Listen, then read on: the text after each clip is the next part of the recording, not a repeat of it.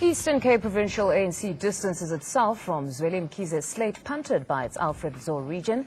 ANC Secretary General Gwede Mantashe and ANC Gauteng Chairperson Paul Mashadile's names appeared on Mkhize's slate. Two men accused of beating up a black man and forcing him into a coffin are granted 1,000 bail in the Middelburg Magistrates Court.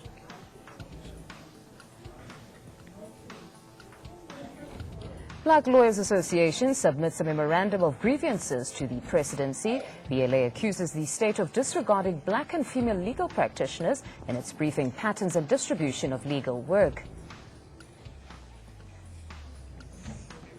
Now Absa takes on Public Protector Absa Mkhwebane. The bank wants Mkhwebane's remedial action to pay back the 1.125 billion set aside. Absa also says Mkhwebane has no jurisdiction to probe the matter that occurred well before the PP Act came into being.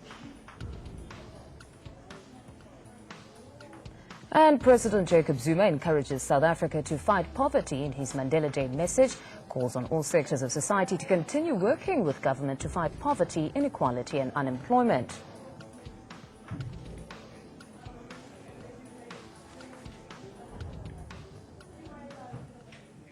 The Public Protector has responded to Absa's application to review the report on an apartheid-era bailout. Busisiwe Mkhwebane says launching a judicial review doesn't suspend the report. The bank filed a 78-page affidavit in the High Court in Pretoria yesterday, citing factual errors. The remedial action prescribed by Public Protector Absa Mkhwebane says that the Special Investigating Unit should recover 1.125 billion from Absa. This accounts for the apartheid-era assistance to Bancorp, which Absa bought. Here's a look at key objections that Absa has to the PP's remedial action. According to Maria Ramos, Absa acquired Bancorp for a fair value and is not liable for the latter's debt. Secondly, Absa says the PP relied on their CX report, which did not provide a legal basis for the recovery of the money. Ramos also argues that Mkhwebane's remedial action rests upon material errors of fact. She also alleges procedural unfairness as Absa was not shown the critical documents that the Public Protector's finding were based on. Lastly, Absa also claims that the Public Protector does not have jurisdiction to investigate matters that occurred before the PP Act came into being. Public Protector would like to is busy studying the report and has welcomed the Absa's application for judicial review. However, having welcomed that, this gives the opportunity for us, for the nation, to be able to debate in terms of jurisdiction, in terms of the application by Absa as to which court should be adjudicating on the matter. What we can expect from now on is that the remedial action should be implemented up until they are being set aside by the court of law. Well, that is certainly contrary to the opinion of the Judge Dennis Davis and Judge Willem Heath. They both concurred that Absa and its predecessor Bancorp had acted illegally, and that the state was justified in reclaiming those monies by which Bancorp had benefited. On this very conversation, we're now joined in studio by Jackie Shandu, a writer, as well as Andile Mqidama from the Black First, Land First. Gentlemen, welcome to 897. Thanks. Now, firstly, just starting off, the Public Protector says that even though there is this review application, that her recommendations or remedial action still stands on Absa. Firstly, starting with you, what do you make of that? Yeah, sure. The court has not pronounced, has not made any decision. It has not yet invalidated any of the conclusions reached by the Public Protector. So far so good. Let's the matter go to court. Absa has taken a position. It refuses to pay, but fortunately it's not just up to Absa. We've had some top legal minds, Judge Heath, Judge Dennis Davis, concurring with the state, saying the state does have quite a strong case against Absa. But beyond that, it's also a political issue. It's beyond just a legal matter. It's also about the criminal activities undertaken by the apartheid regime towards the transition to democracy. On their way out, trying to loot the state coffers as much as they could, and there should be an open public political debate about what do we do about those activities that were aimed at making sure that those who inherit the state and government start from such a negative with that kind of debt. You would know even the history of the apartheid debt that even the late President Mandela was advised against repaying, But for some strange reason, the ANC insisted, just to please the IMF and the World Bank and the global capital. So. Now, before we go to perhaps Maria Ramos's argument of the procedure, as well as them having paid a high price for Bancorp in the first place, we just want to bring you in, Andile, on this very same question of, I know where you come from with this specific case, but just generally, what do you make of the Public Protector's statement that her review, there may be a review application, but her recommendations still stand? That's the correct attitude, and that's a correct position. And we all know that that clarification of the Public Protector's findings being compelling or compulsory was a decision of the highest court in the land. Absa is clutching at straws, is being arrogant, and is playing delaying tactics. Absa hopes that those who deny, for instance, the existence of white monopoly capital and those who are defending white capital would create an environment within which Absa will not pay back the money. So this application really is to buy time, to confuse our people, and to run a campaign against the Public Protector to make sure that Absa doesn't pay this money stolen from the people. The evidence of overwhelming. That is why as BLF, we are clear that we are going to insist that Absa does pay back this money, and we are going to take action to make sure that Absa pay back the money. This money was stolen from our people. We must not allow Maria Ramos, who was, by the way, the DG in Treasury, and the matter already was raised. She knows about it. She put it under the table there, and she continues to protect white monopoly capital corruption. So this is about protecting and defending white corruption. And Absa is using the financial muscle that it has to go to our courts, to try to bully the Public Protector. And of course, they use the media also to try to project the Public Protector as incompetent. So there's a whole campaign really that goes with this.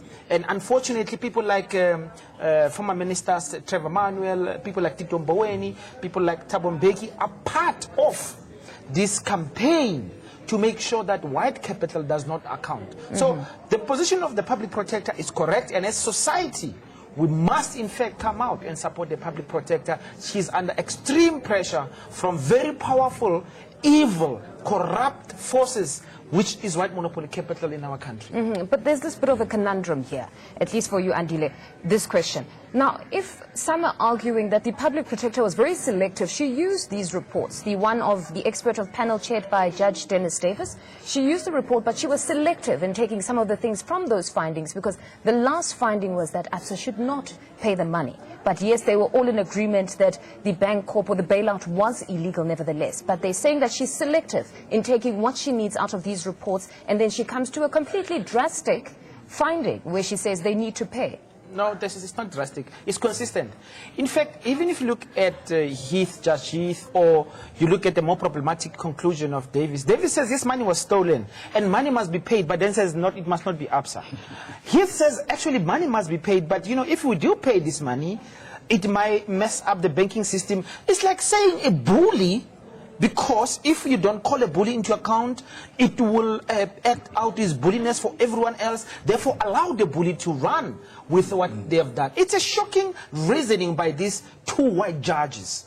They say something is wrong. Money was stolen, but money must not be paid to protect the banking system. They have, therefore, those two judges, in a sense, systematized corruption in the white business sector and in the banking sector itself. They have made the banking system a gang that can steal from the people and not pay, because if they do pay, they claim that in fact that will affect the bank. There is evidence, by the way, by the CIX researchers that shows that in fact Absa at that point was ready to pay back the money. In fact, Absa had made provisions to pay back the money. But it was only when Thabo Mbeki became president, for some reason changed his mind, put the report under the table, that Absa did not actually go ahead and pay back the money. We also know that there was at the time a preparation of documents to actually criminally charge Absa if he didn't pay back the money. So the evidence is overwhelming. There's no dodging the matter. And Absa is lying, quite frankly, when it says, if you look at Heath or you look at Davis, you'll come to a different conclusion. Those two judges came to the same conclusion. But because they are white in our argument, we'll say, as BLF, could not get themselves to say, Absa, pay back the money. This public protector is brave, in our view, consistent, and they use correct facts. But could we really say it's the color, or perhaps they come from a different school of thought? Because some could have argued there could have been a black judge who would have come to that conclusion. You're saying Thabo Mbeki, for one reason or another, decided that they shouldn't pay anything, and he's black. Yeah, but Thabo Mbeki, yes, my brother Jackie will attest, he's an agent of white monopoly capital. So, I mean, he was there to protect the white monopoly capital. You needed a brave, neutral person who is very aware of the historical injustices, who's not captured by white capital, to help us come to this conclusion. You know, I'm still out on bail, by the way, with members of Black First, Land First. We had to go and protest at the offices of the former public protector, because Thuli Madonsela was not moving on this thing, just like these others. There was a protection of white capital. So let's not be, in my view, deterred by Absa. Absa is playing games, and it hopes that somehow this thing is going to go away. Now, I want to talk about the relationship between the Reserve Bank or the central bank and financial institutions. But first, let's just take this caller. Good evening. Evening to Yes, you it's all Gary people. from Western Cape. Good evening. Yes. I just want to make a suggestion. I think the ANC must come as an intervening party. They must make an intervening party application to the court and intervene in that thing as the ANC. And they must protect. They must how can I say now? They must help the public protector so that the court can see, that make it more clear for the media that the bank must pay the money back. I think they have to pay the money back. They can't do this, as I say, white tricks. And they must give the government money back. So you're saying they need to, at this point, offer political leadership in this respect and assist in resolving this matter? Yeah, but the thing is, that case is a little bit critical. And I think with the intervening party application from the ANC, it would make that case much stronger, and then the bank should pay the money back. No, I hear you. Jackie, what do you make of that caller saying the ANC needs to perhaps play some sort of a part here? Not so long ago, actually yesterday, we heard Malusi Gaba saying that in the mining charter issue, he hopes that these two warring parties can find each other. So it's them doing this. So do you expect the ANC to come and intervene in this respect? It's difficult to answer. One can only speculate at this stage. But if the current posture of the ANC is anything to go by, we can't hold our breath.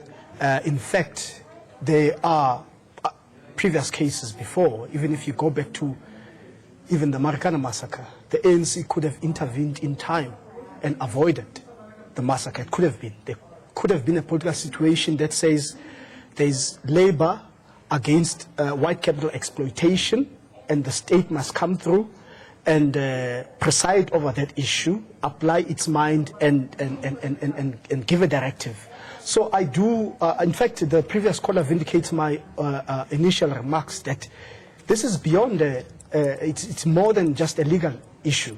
It's also a political issue. And I think also there is this fear on the part of white capital that this could be a precedent also to try and also, look into other criminal activities, corrupt activities conducted. And there is ample evidence, if you look at even some of the companies that delisted, that were allowed, wrongfully so, to delist from the Johannesburg Stock Exchange, they ran away because even in the States, there were criminal investigations and even legal matters pursuing huge corporate companies that had. Let's quickly take another view from the public. I think we have Andrew from the Northwest. Good evening, Andrew.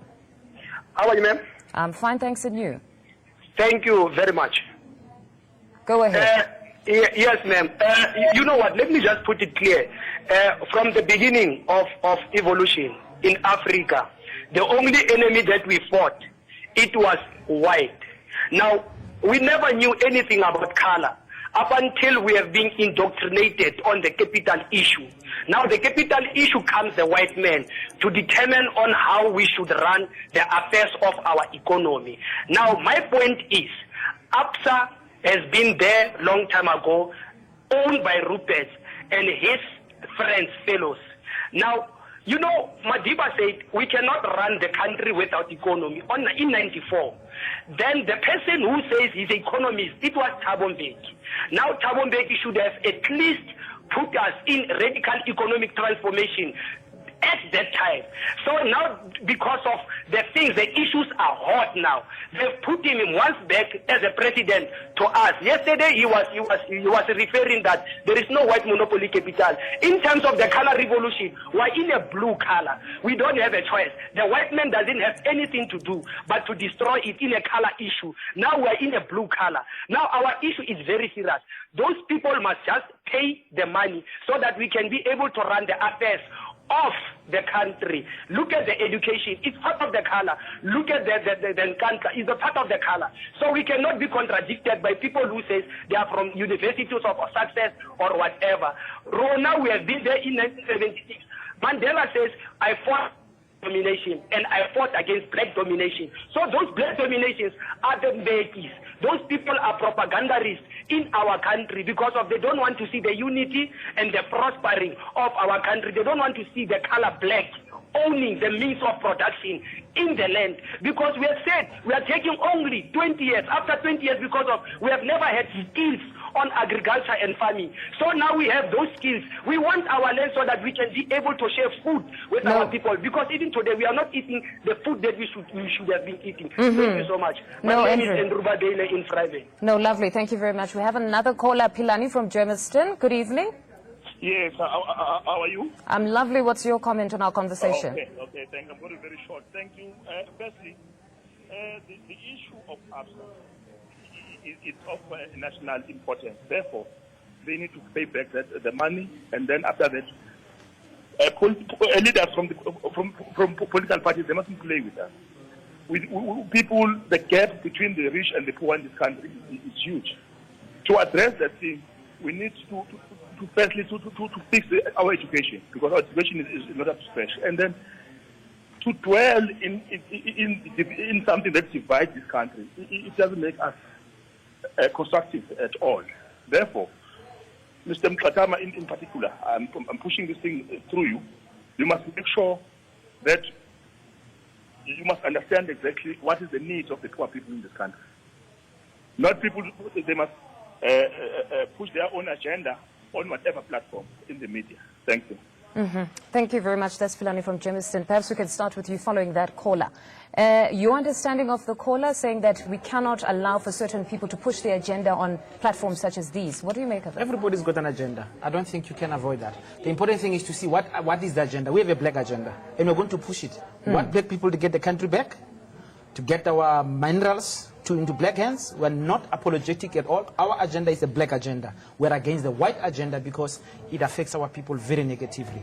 But I'm very happy to hear the other voice of Andrew Babele. Now, that caller who was maintaining the position how Thabo Mbeki and others don't want black people to benefit in the economy. Andrew Babele is one of the earlier activists in this country who fought very hard against racism. I know he even went to jail, that young man.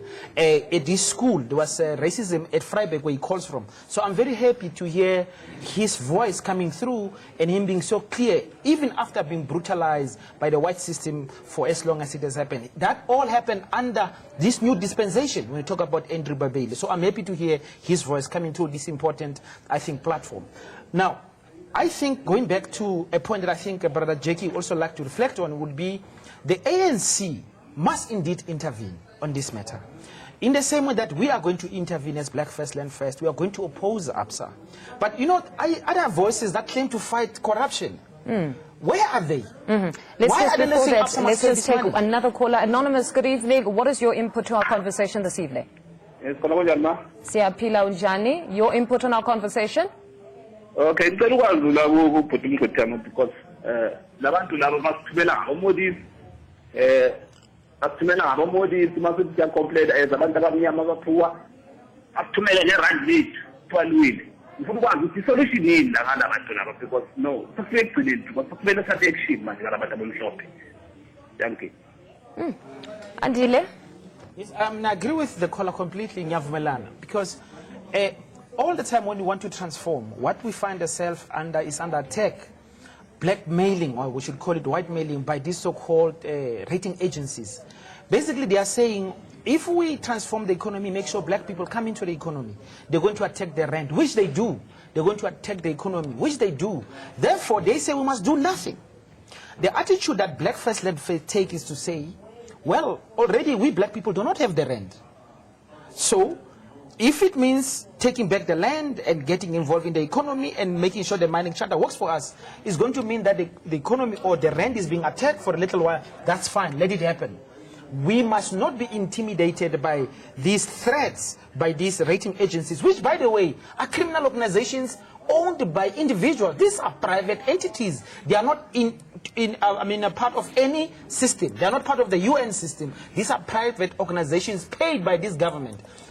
BLF is clear. In fact, we must get rid of the rating agencies and get in a BRICS-related rating agencies which understand our economy, understand where we're going, and then in this way provide an environment which is not imperialist, which is not based on this idea that if we change our economies, they're going to make a regime change. They've done it in Brazil. They've done it, by the way, in Russia. They've done it in China and India. But those countries have been much stronger than we have been. Let's take another caller. Apologies for that. Let's take another caller. Dumi, good evening. Your input on our conversation. Good evening to you, CC, and your panel there. Thank you for taking my call. Your input on our conversation? Yeah, I want to concur with Andile and the other gentlemen there. Can you hear me? Yes, I can hear you. So basically you are in agreement with everything that they're saying? Yeah, and the other thing, what I want to raise is that the ANC won't intervene because all those guys that they've mentioned, that is Thabo Mbeki, and the former Reserve Bank, they won't back Andile Mgqithama on this issue because they are also captured, those guys. I fully agree. They won't. I don't see them intervening because just like now, the president has just come up with this economic radical change. Some of them, they don't attest to that. They said that there's no, in fact, they are not going to. You can see the way they represent themselves when in the media, electronic and print media, that they are not prepared to see black people achieving their goal. So we want people like Andile Mgqithama to lead us in this thing. We are fully behind Andile in everything. He must not be deterred by what is going on or the whites and all that, what they are saying to him. We are behind him fully. It's only that we want people like Andile to visit Israel and all that so that we can be behind him. We have another caller. KK, thank you very much for that. KK, good evening. Your input to our conversation. Thank you very much. See, Andile Mgqithama is the only person who's actually fighting for black people. Let's be honest, this guy, they've been isolated now. He's fighting the fight that all black people should take and support him. Understand? I can't understand how Thabo Mbeki go to a power radio and destroy ANC if really he was the ANC or is still an ANC supporter. Yesterday he went to the power ETV, what do you call it? ENCA, yes, which is a propaganda machinery, and he come there and destroy the ANC. Now, The other area is that we know from our sources, after I've stolen the money, we know even Judge Davis confirmed those things in some forums where we go to. Now, to have a guy like Andile alone there to fight this corruption, money, profit, what do you call it, these white companies that are taking money out of the country, including Absa. Now, he took, Thabo Mbeki took over from Mandela. He never stopped that white monopoly capital. How can he go into a platform and say there's no white monopoly capital when really the ANC is actually concerned about the white monopoly capital that actually have made blacks not to move an inch from where they were. Unfortunately, KK, our conversation has broadened, so we've got a lot of callers. Apologies for that. We have to take another caller. Konka, good evening. Your input in our conversation? Yes, I just want to put this into perspective. I've heard so many times the speech of the previous president of South Africa, Nelson Mandela, talking about fighting black domination. I've never seen black domination anywhere in the world. So when Mandela went publicly to say he fought black domination, it was just another illusion by the ANC to mislead us as blacks. And the issue with Absa, it's just a tip of an iceberg. I think we need to support people like Andile Mqatama and his organization in fighting this white exploitation and African exploitation, blacks in particular. No, Konka, thank you very much. Unfortunately, we've run out of time. Gentlemen, just to start with you, Jackie, in closing, just that part where we have them saying that there was some sort of an illusion if we talk about black domination, shouldn't we as South Africa, democratic South Africa, where we pursuing the Rainbow Nation, shouldn't we be saying we need to guard against that black domination, should it ever come? Well, not necessarily, because we are the majority as black people. We are the indigenous, the native people of this country. I don't think, in fact, you can look around the oldest democracies in the world. In Germany, in America, in Britain, there's no such thing as Rainbow Nation. It's a democracy. All others are open, but the look and feel of the country is British. It belongs to Britain. The land is owned by the British. I think for too long there's been this psychological onslaught on black people to be even ashamed to claim our homeland. We are the sons and daughters of this soil. This is our inheritance from our ancestors. There's no need to be apologetic. All right. White people, the white minority, are of foreign descent, and they came to the country through massive violence, took over the country. No, I hear you. I think I've established your position. Andile, your view on that one? Because he speaks like a member of my movement. Well, the point is Absa must pay back the money. Absa is a rogue bank. Thabo Mbeki, it's shocking and unfortunate that he decides to lie openly. The stuff that the white monopoly capital does not exist is a lie, and it's a big embarrassment and a disappointment that, Thabo Mbeki is upheld as an intellectual, but he has no intellectual honesty at all. He's a dishonest man. We are going to make sure Absa pay back the money, and the ANC and others must come to the party. We must fight this white monopoly capital. No, gentlemen, thank you very much for joining us this evening. Thank you. More news and updates after this break.